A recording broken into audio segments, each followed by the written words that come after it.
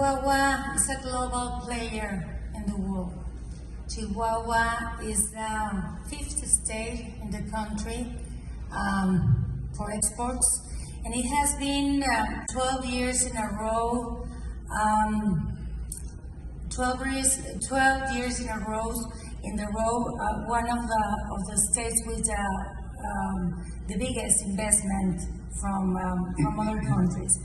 So we have been working a lot on a specialization in electromobility, in semiconductors, in advanced manufacturing, and in low carbon economy.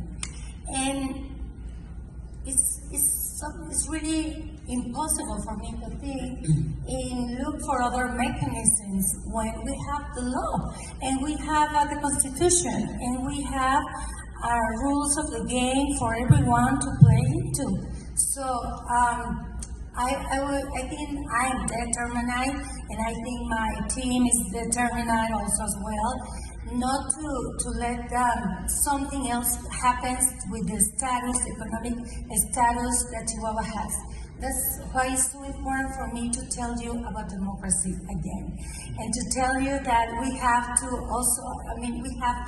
put this concept again in the core discussion of our institutions, at our jobs, at our context, at our environment, because again, if we don't have this democracy, we won't have anything else. We won't have rules of the game, and we won't have anyone to defend us.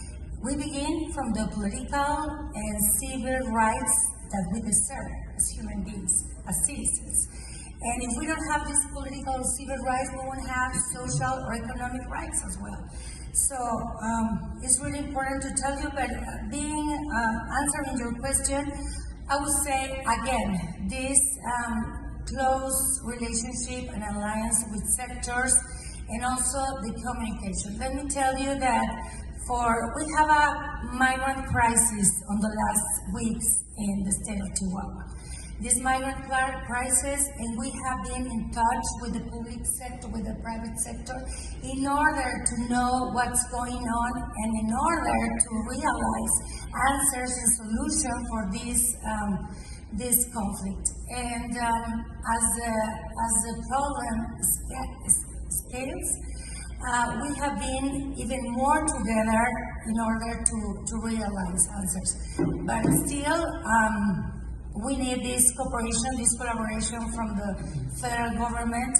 And I would tell you that if we have strong institutions, and that everyone knows about these sound and clear rules of the game, the situation will be different.